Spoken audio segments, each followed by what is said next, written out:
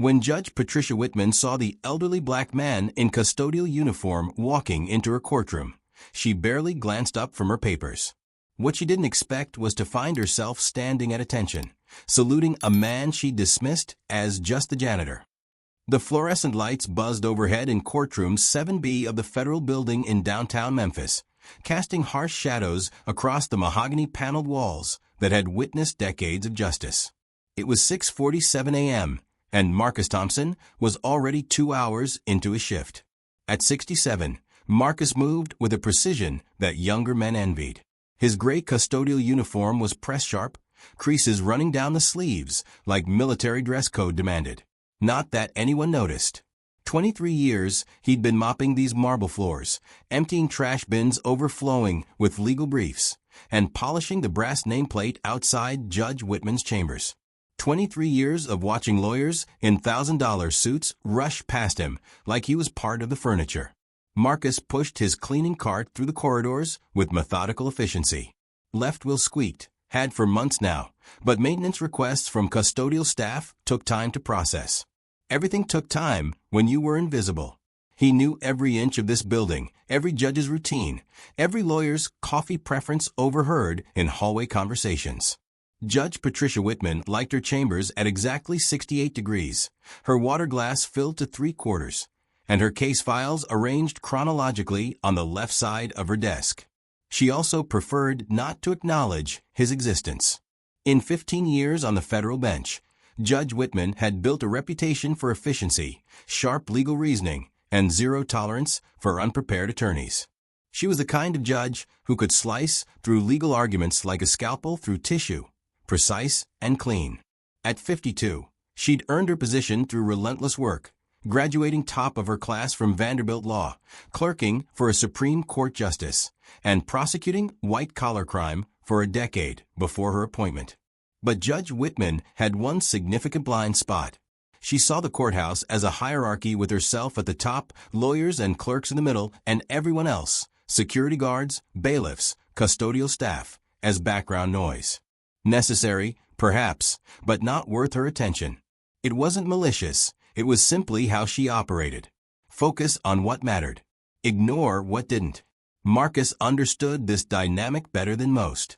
He'd learned long ago that some people saw uniforms, not the person wearing them. Whether it was the green uniform he'd worn for 20 years before this gray one, or the custodial clothes that made him invisible now, people made assumptions. They saw what they expected to see. Every morning at 5 a.m. sharp, Marcus unlocked the courthouse with keys that had been entrusted to him longer than some of the judges had been on the bench.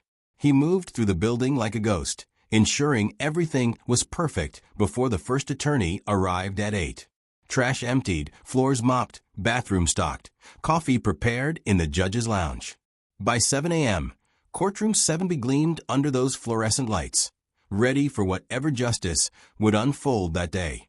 Judge Whitman usually arrived at 7:30, walking briskly through the corridor in her black robes, heels clicking against the marble Marcus had buffed to a shine. She'd nod vaguely in his direction if their paths crossed, a gesture more automatic than acknowledging, the way someone might nod at a familiar painting on the wall. This morning felt different, though Marcus couldn't pinpoint why. Maybe it was the letter in his jacket pocket, the one from Riverside Apartments that had arrived yesterday. The one with final notice stamped in red across the top.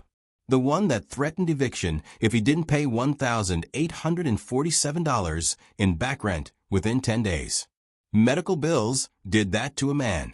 Cancer treatment wasn't cheap, even with Medicare. Dorothy's fight had lasted 8 months. And even though she'd lost the battle 2 years ago, the financial aftermath lingered like a wound that wouldn't heal. Marcus had been catching up slowly, month by month, but then the courthouse had cut overtime hours. Budget constraints, they said.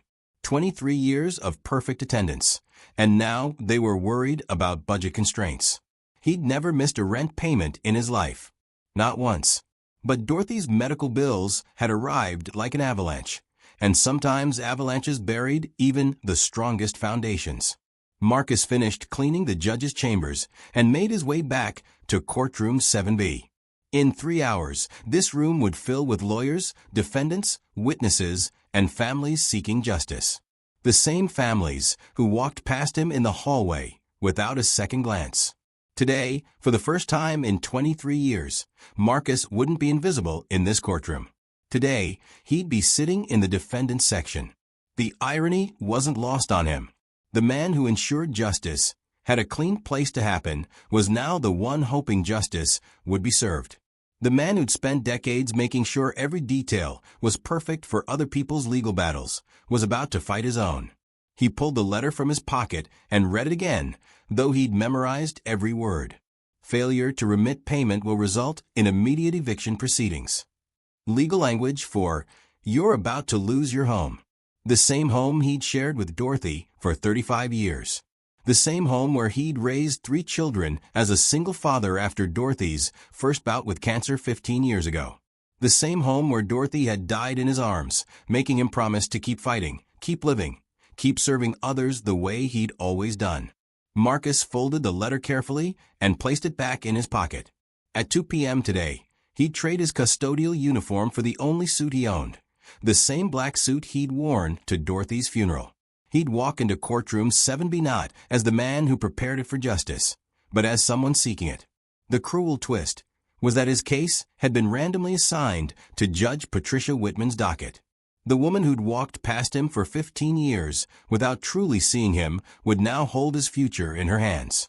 The woman who depended on his work to maintain her courtroom would decide whether he deserved to keep his home. But what Judge Whitman didn't know, what nobody in this courthouse knew, was that Marcus Thompson had spent 20 years of his life serving something bigger than himself before he ever touched a mop or emptied a trash can. 20 years wearing a different uniform, one that had taken him to places where justice meant something entirely different, where justice sometimes came at the end of a rifle, and where service meant putting your life on the line for people you'd never meet. Marcus looked around courtroom 7B one more time, ensuring everything was perfect. In a few hours, this room would witness a confrontation between assumptions and reality, between appearance and truth. Judge Whitman thought she knew who Marcus Thompson was. She was about to discover how wrong assumptions could be. The fluorescent lights buzzed overhead, casting the same harsh shadows they always did. But today, those shadows would reveal more than they concealed. Today, an invisible man was about to become impossible to ignore. If you believe everyone deserves respect regardless of their job title, hit that subscribe button and let me know in the comments about a time someone surprised you with their hidden story. Because this one will completely change how you see service. At 1:45 p.m., Marcus Thompson stood in the courthouse restroom, adjusting his black tie in the mirror for the 3rd time. The same mirror he cleaned every morning now reflected a different version of himself. Gone was the gray custodial uniform, replaced by the navy blue suit Dorothy had helped him pick out for their grandson's wedding 5 years ago. It still fit well, though the shoulders seemed broader somehow, like muscle memory from another lifetime was reasserting itself. He checked his watch, a habit that had never left him from his military days. 15 minutes until his case was called. 15 minutes until Judge Patricia Whitman would see him not as the invisible man who cleaned her chambers, but as Marcus Thompson, defendant in case CV 2024-1847, facing eviction from the only home he'd known for 3 decades. The courthouse buzzed with its usual afternoon activity. Lawyers rushed through hallways clutching briefcase handles worn smooth by years of use. Families huddled on wooden benches outside courtrooms, whispering prayers and fears in equal measure. Security guards checked IDs with a bored efficiency of people who'd processed thousands of faces without remembering any of them. Marcus walked through these same hallways he'd cleaned for 23 years, but everything felt different from this side of the justice system. As a custodian, he was background scenery. As a defendant, he was suddenly visible, but in all the wrong ways. Eyes followed him with a casual assessment people reserved for those who found themselves on the wrong side of legal proceedings. Guilty until proven innocent, even in a civil case. Courtroom 7B looked different from the defendant section. Marcus had spent thousands of hours ensuring this room was pristine, but he'd never sat in one of these wooden chairs, never felt the weight of judicial scrutiny from this angle. The American flag hung in the corner where he'd straightened it countless mornings. The judge's bench loomed higher than it appeared when viewed from the cleaning cart's perspective. At exactly 2 p.m., the bailiff's voice boomed through the courtroom. "All rise." The Honorable Judge Patricia Whitman presiding. The familiar sound of 20 people standing in unison filled the air, but today Marcus was part of that sound instead of listening from the hallway. Judge Whitman entered through the door behind the bench, black robes flowing with the authority of 15 years on the federal judiciary. She carried herself with the confidence of someone accustomed to being the smartest person in the room, someone whose word literally was law within these walls. Her graying hair was pulled back in the same severe bun Marcus had observed during countless morning preparations, and her reading glasses hung from a chain around her neck, a chain Marcus had watched her clean with the same precision she applied to legal reasoning. She settled into her chair and opened the case file, scanning the first page with practiced efficiency. Case number CV 2024-1847, Riverside Apartments versus Marcus Thompson. Eviction proceedings. Her voice carried the same authoritative tone Marcus had heard her use when addressing unprepared attorneys, but today that tone was directed at him. Judge Whitman's eyes moved from the file to the defendant's section, and for the briefest moment, her expression faltered. Recognition flickered across her features, not the recognition of a judge identifying a defendant, but the recognition of someone seeing a familiar face in an unexpected context. Like spotting your mailman at the grocery store, the brain struggling to process the same person in a different setting. "Mr." She paused, glancing back at the file. "Thompson. Marcus Thompson." The name rolled off her tongue with a careful pronunciation of someone buying time to process an unexpected situation. Her eyes narrowed slightly as she looked at him again, clearly trying to place why this defendant seemed familiar. Marcus stood straighter, hands clasped behind his back in a posture that had been drilled into him decades before he ever held them up. "Yes, Your Honor." His voice carried the same respectful tone he'd used during their brief hallway encounters, but now it echoed through a courtroom instead of being lost in corridor conversations. Something clicked in Judge Whitman's expression. The custodian, the man who cleaned her chambers every morning, who she'd passed in hallways thousands of times without more than a perfunctory nod. The invisible man was suddenly very visible, and very much in need of her legal judgment. A smirk tugged at the corner of her mouth, not malicious, but the kind of involuntary reaction people have when life presents them with an ironic coincidence. The janitor was in her courtroom as a defendant. Of course he was. Probably drugs, she thought, or maybe domestic violence. These eviction cases usually involve some kind of underlying criminal activity. People didn't end up facing eviction unless they'd made some seriously poor life choices.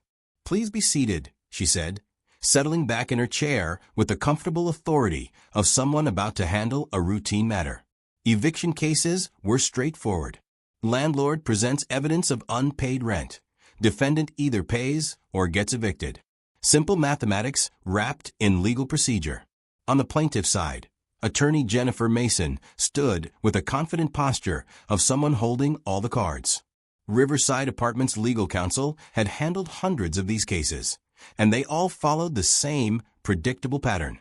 Present the lease agreement, show the payment history, demonstrate the breach of contract, and watch the judge rubber stamp another eviction. 15 minutes, maybe 20 if the defendant tried to mount some desperate defense. Mason was young, maybe early 30s, with the sharp suit and sharper ambition of someone still climbing the legal ladder. She'd probably never cleaned a toilet in her life, never worked a job where people looked through her instead of at her. To her, Marcus wasn't Thompson's, was just another deadbeat tenant who'd bitten off more than he could chew. In contrast, Marcus's representation came in the form of David Chun, a 26-year-old public defender who looked like he'd rather be anywhere else. Fresh out of law school, Chun had drawn the short straw on pro bono civil cases, and his nervous energy filled the space around the defendant's table like static electricity. His suit was off the rack, his briefcase was borrowed, and his confidence was somewhere between minimal and non-existent. Chun had met with Marcus exactly once, for 37 minutes in a coffee shop near the courthouse.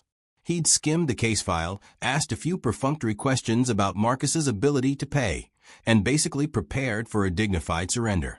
The math was simple. Marcus owed money. Marcus didn't have money. Marcus would be evicted. The only question was how quickly they could get through the formalities.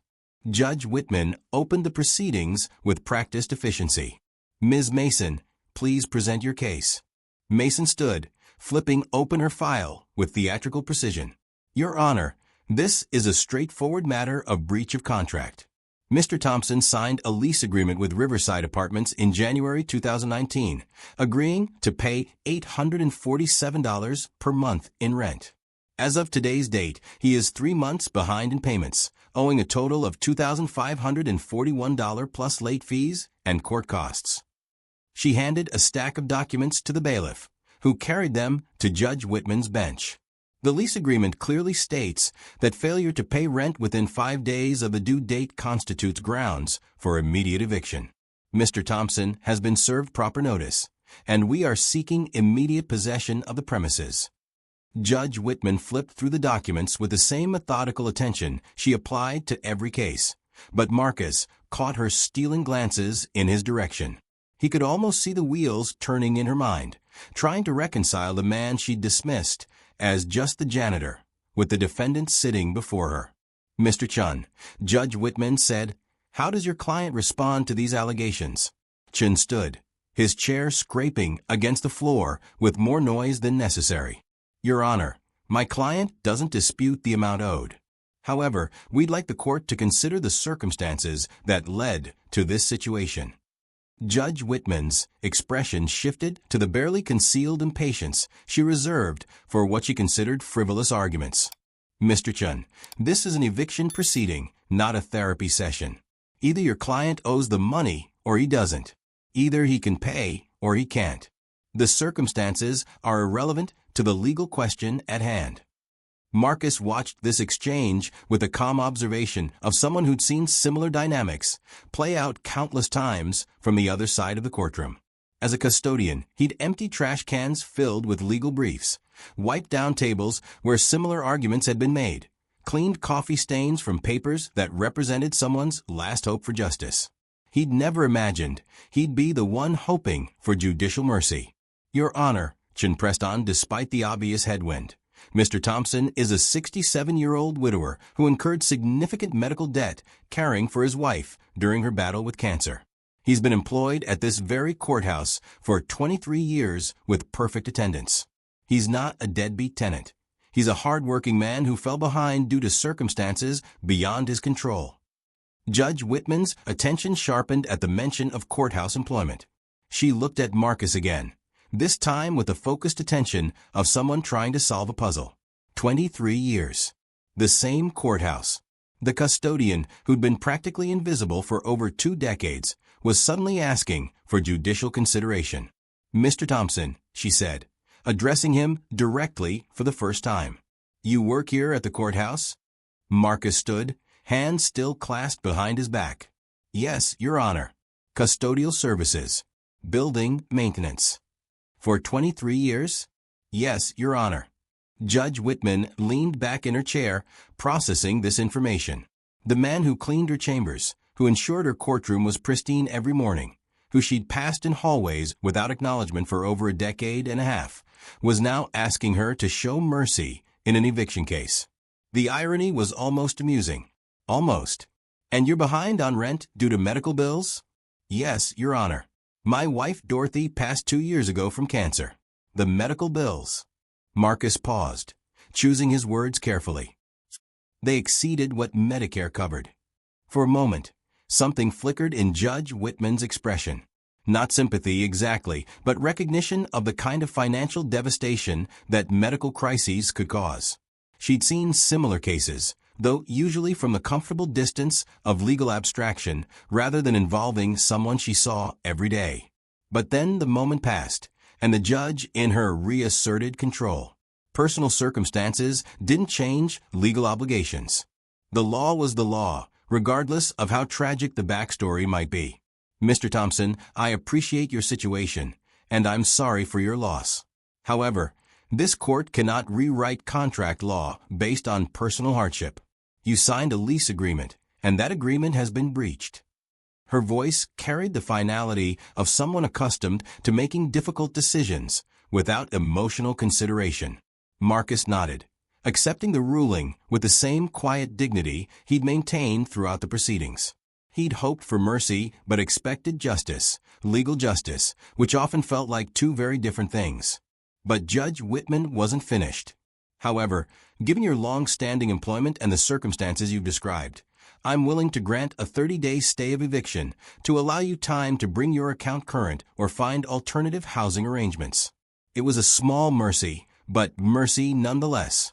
30 days to find $2,541 plus court costs, or 30 days to find a new place to live at age 67 on a custodian salary.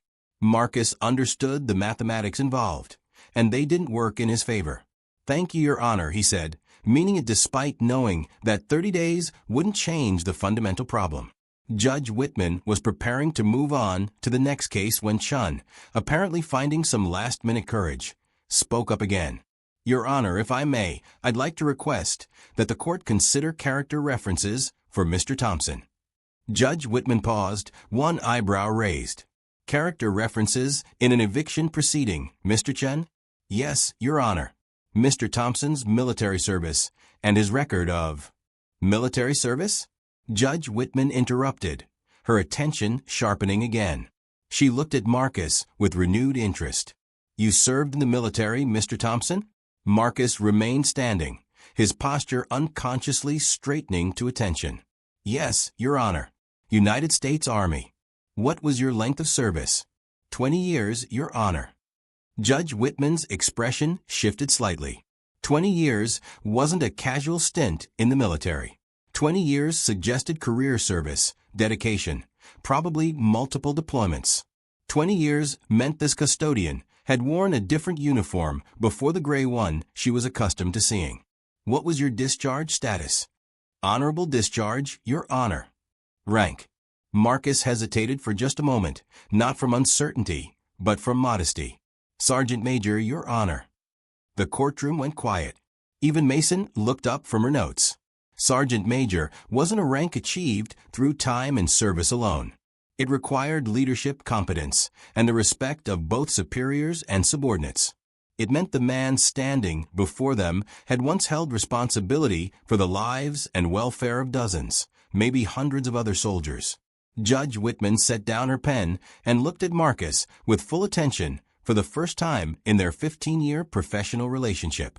"Sergeant Major Thompson, what was your military occupation?" "Special Forces, Your Honor." "Green Beret." The silence in the courtroom became profound. Special Forces. Green Beret. The elite of the elite. Soldiers selected for intelligence, physical capability, and mental toughness that exceeded normal military standards. The custodian, who emptied trash cans and mopped floors, had once been part of the most elite fighting force in the American military. Judge Whitman found herself reassessing everything she thought she knew about the man standing before her. This wasn't just another defendant facing eviction. This was a decorated veteran who'd served his country for 2 decades in some of the most dangerous and demanding roles the military offered. "Mr. Chun," she said slowly, "I think I would like to see those character references after all." And with those words, Marcus Thompson ceased being invisible. But what Judge Whitman was about to discover would transform not just her perception of one custodian, but her understanding of service, sacrifice, and the hidden depths of the people she'd overlooked for years. The file that was about to be opened would reveal honors and commendations that made her 15 years on the federal bench seem like a footnote in comparison. The man she dismissed as just the janitor was about to prove that sometimes the most extraordinary people hide in the most ordinary places. Marcus remained standing, hands clasped behind his back, prepared for whatever came next. He'd faced enemy fire, impossible odds, and life-or-death decisions that made an eviction hearing seem almost trivial by comparison. But he'd never faced anything quite like the moment when his two worlds, military hero and invisible custodian, were about to collide in front of the woman who'd overlooked him for 15 years. The court clerk was already reaching for the phone to request Marcus's military service record. In a few minutes, Judge Patricia Whitman would begin reading a file that would change everything she thought she knew about service, sacrifice, and the man who'd been quietly serving justice from the shadows while she served it from the bench.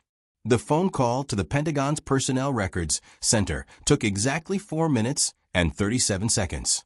Judge Whitman sat in silence while her court clerk, Sarah Martinez, navigated the automated system with practiced efficiency.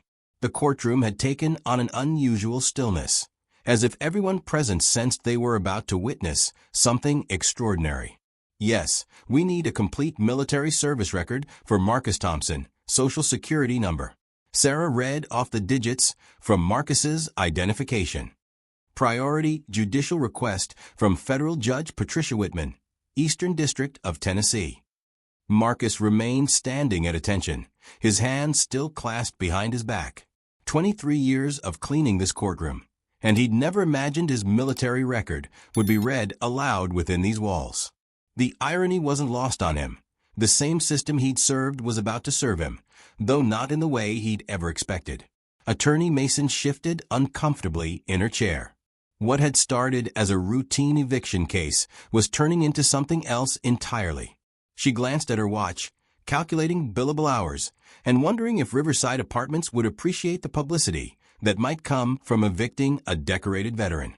David Chun, meanwhile, looked like someone who just discovered his losing lottery ticket was actually a winner. His nervous energy had transformed into alert attention as he realized his pro bono case might actually have some substance behind it. "Thank you," Sarah said into the phone. "We'll hold for the expedited transmission." She covered the receiver with her hand and addressed Judge Whitman.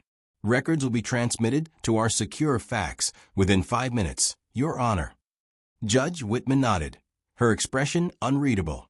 In 15 years on the bench, she'd seen military records before, usually in criminal cases where defense attorneys tried to use service history as mitigation for bad behavior.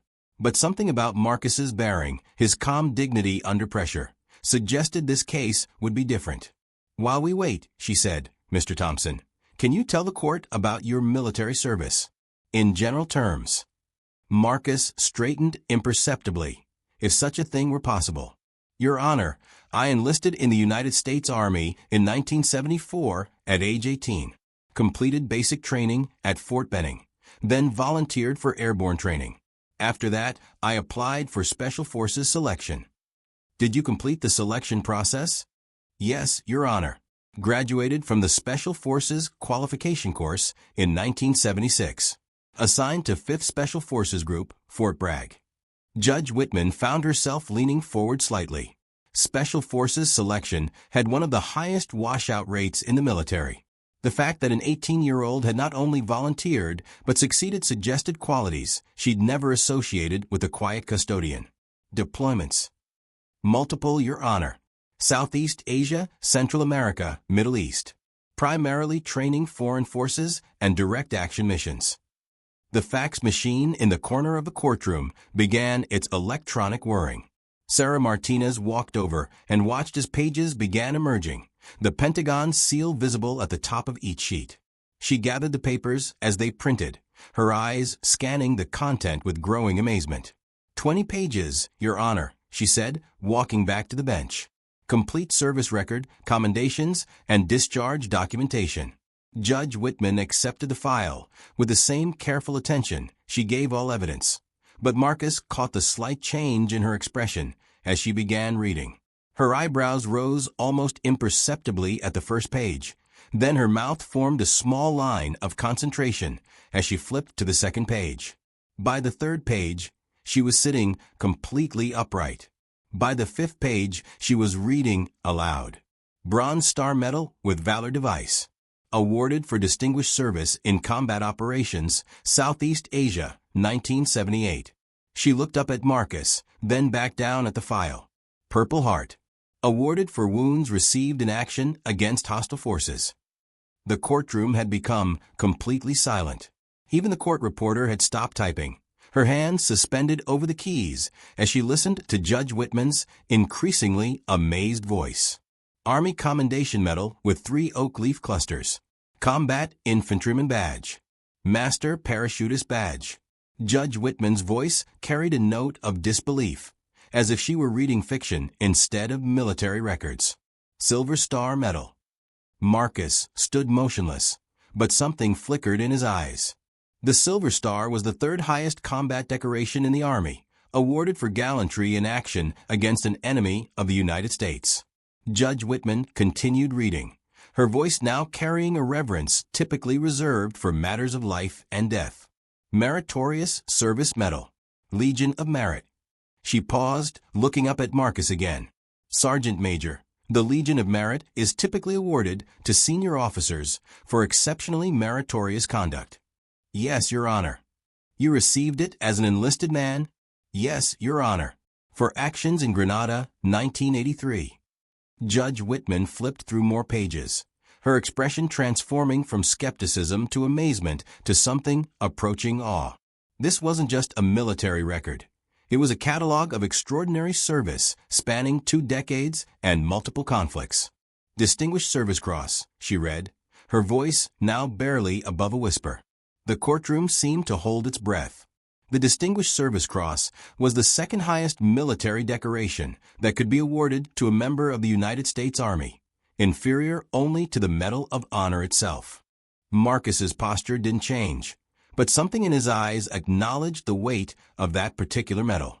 Of all his decorations, the DSC carried memories that still woke him at night sometimes. Memories of a jungle clearing in El Salvador, where everything had gone wrong except for the choices made by a small unit of Special Forces soldiers. Judge Whitman read the citation silently, her face growing pale as she absorbed the details of the action that had earned Marcus the Distinguished Service Cross. When she finished, she set the papers down carefully and looked at the man standing before her with completely new eyes. The custodian who'd cleaned her chambers for 15 years had once led a desperate rescue mission under heavy enemy fire, personally carrying 3 wounded soldiers to safety while coordinating air support and holding off a superior force for 6 hours until reinforcements arrived. The man she'd barely acknowledged in hallway encounters had been personally decorated by a 4-star general for valor that reflected the highest traditions of military service and brought great credit upon himself, his unit, and the United States Army. Mr. Thompson, Judge Whitman said, her voice carrying a formality that hadn't been there before, this is an extraordinary record of service. Thank you, Your Honor. But Judge Whitman wasn't finished reading. She flipped to the final page of the military record, and her expression changed again. This time, her face went completely white. "Oh my God," she whispered, the words escaping before judicial decorum could stop them. At the bottom of the final page, in official Pentagon typography, was a decoration that transformed everything.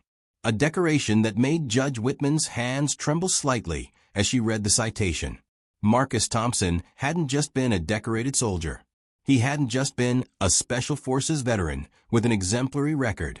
Marcus Thompson was a Medal of Honor recipient, the highest military decoration awarded by the United States government. The medal reserved for those who had distinguished themselves conspicuously by gallantry and intrepidity at the risk of his life above and beyond the call of duty. Judge Whitman looked up from the file, and for the first time in 15 years of judicial service, she was speechless. The invisible man had just become impossible to ignore. Judge Patricia Whitman stood up. In 15 years on the federal bench, she had never stood for anyone except when entering or leaving her courtroom. But she stood now, her black robes rustling in the silence, as she rose from her chair and looked directly at Marcus Thompson. "Ladies and gentlemen," she said, her voice carrying through the courtroom with unusual gravity, "we are in the presence of a Medal of Honor recipient." The reaction was immediate. Attorney Mason's mouth fell open. David Chun dropped his pen. The court reporter's hands froze over her keyboard. The bailiff, a 20-year Marine veteran himself, straightened to attention. Judge Whitman read the citation aloud, her voice growing stronger with each word. "For conspicuous gallantry and intrepidity at the risk of his life above and beyond the call of duty while serving as team leader, Special Forces, in the Republic of Vietnam. Sergeant Thompson's extraordinary heroism and devotion to duty were in keeping with the highest traditions of military service and reflect great credit upon himself and the United States Army. She set the papers down carefully, as if they were made of glass. "Mr. Thompson, would you please approach the bench?" Marcus walked forward, his steps measured and precise. When he reached the judge's bench, something unprecedented happened in courtroom 7B. Judge Patricia Whitman saluted, a federal judge in her own courtroom, rendering military honors to the man she'd overlooked for 15 years. Marcus returned the salute with a crisp precision of someone who'd performed the gesture thousands of times, though never in circumstances quite like these. "Sergeant Major Thompson," Judge Whitman said, her voice thick with emotion she rarely allowed herself to display. "I owe you an apology, not just for today, but for 15 years of not seeing the man who's been serving justice in this building long before I ever put on these robes." Marcus remained at attention. "No apology necessary, Your Honor. I was just doing my job." "Your job," Judge Whitman repeated, a bitter laugh escaping her lips. "Your job was serving your country with honor that most of us can't even comprehend. Your job was earning decorations that represent the highest ideals of sacrifice and service. And I saw a janitor." She turned to face the entire courtroom. "Case CV 2024-1847 is hereby dismissed with prejudice. All court costs waived." Her voice carried the finality of judicial authority, but also something else: shame, recognition, and determination. "Furthermore," she continued, "I'm ordering an immediate review of this courthouse's veteran support services. Sergeant Major Thompson, if you're willing, I'd like to discuss how we can better serve those who've served us." Marcus nodded once. "I'd be honored, Your Honor." The courtroom erupted in applause, an unusual breach of decorum that Judge Whitman made no effort to stop. Even Attorney Mason was clapping, her eviction case forgotten in the face of something larger than unpaid rent. But Judge Whitman wasn't finished. She had one more thing to say, and it would echo far beyond the walls of courtroom 7B. "For too long, I've been blind to the heroes walking among us. Today that changes. Not just for me, but for this entire judicial system." If this story is hitting you as hard as it's hitting me, smash that subscribe button and drop a comment about someone in your life who deserves more recognition than they get. Because we're about to see how this changes everything, not just for Marcus, but for how justice really works. Word spread like wildfire. By 5 p.m. that same day, the Memphis courthouse was buzzing. Security guards, clerks, attorneys, bailiffs, everyone was talking about the Medal of Honor recipient who'd been mopping their floors for 23 years. Judge Whitman canceled her evening appointments. Instead, she found herself sitting across from Marcus in her chambers, the same chambers he'd cleaned every morning at 6:47 a.m. for over 2 decades. "Coffee," she offered, pouring from the same pot Marcus had prepared countless times. "Thank you, Your Honor." They sat in silence for a moment, the weight of 15 years of missed opportunities hanging between them. "Why didn't you ever say anything?" Judge Whitman asked. "About your service, your decorations?" Marcus sipped his coffee thoughtfully. "Wasn't my place, Your Honor. Besides, I learned long ago that some folks see the uniform, not the person wearing it. Whether it's Army green or custodial gray." Judge Whitman winced. "I was one of those people. You're not alone in that. Tell me about the Medal of Honor. What did you do?" Marcus set down his cup. "Protected my team. Brought everyone home. That's what we do." The simplicity of his answer said everything about the man's character. No ego, no embellishment. Just duty.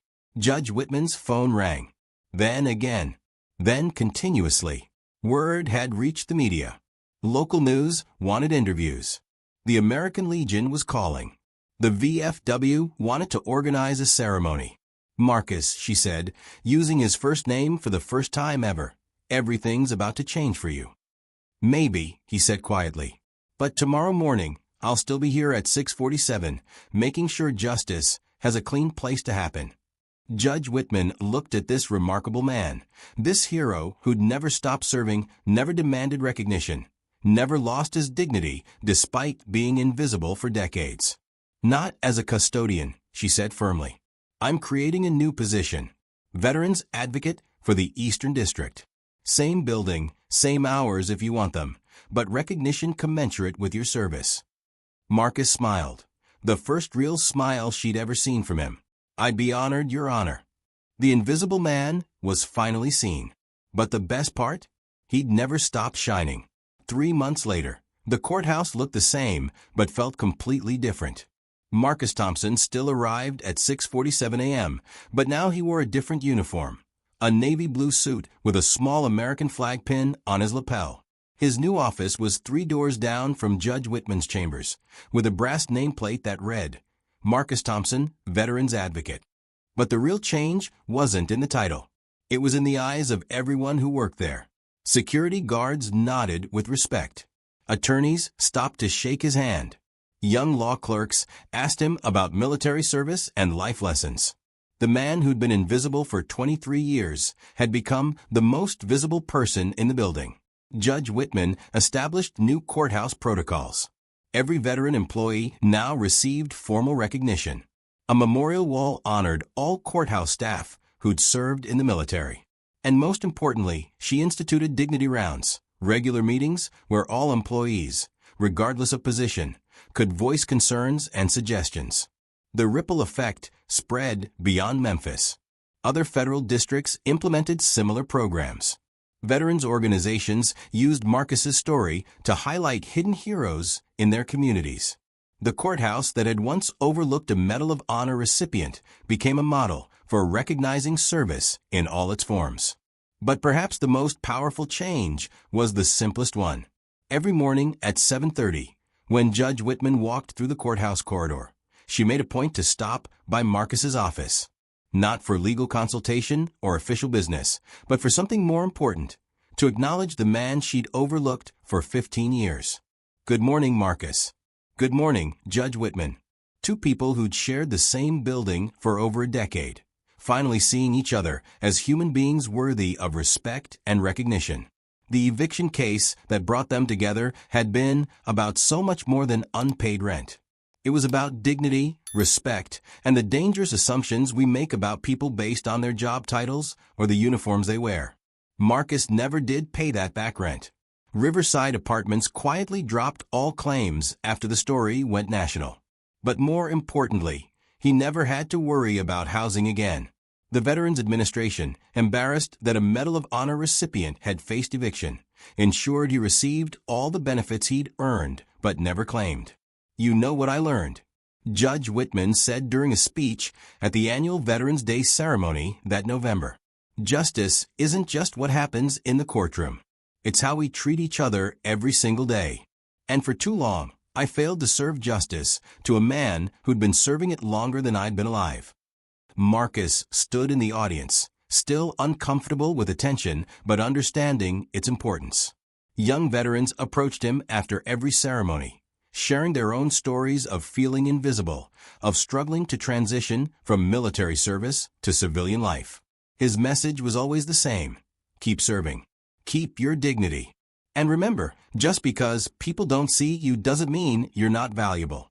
3 months after that life-changing court case, Marcus Thompson was no longer the invisible janitor. He was a mentor and advocate, and a reminder that heroes don't always wear capes. Sometimes they wear custodial uniforms and push cleaning carts through the halls of justice. Judge Patricia Whitman learned that true justice begins with seeing the humanity in everyone who serves it, regardless of their role. And Marcus Thompson proved that 23 years of being overlooked couldn't diminish the light of someone who'd never stopped shining. The courthouse still gleamed every morning. But now, everyone knew who'd been making it shine all along.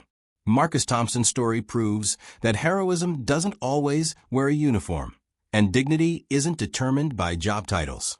If this story changed how you see the people around you, subscribe for more stories that reveal the extraordinary in the ordinary.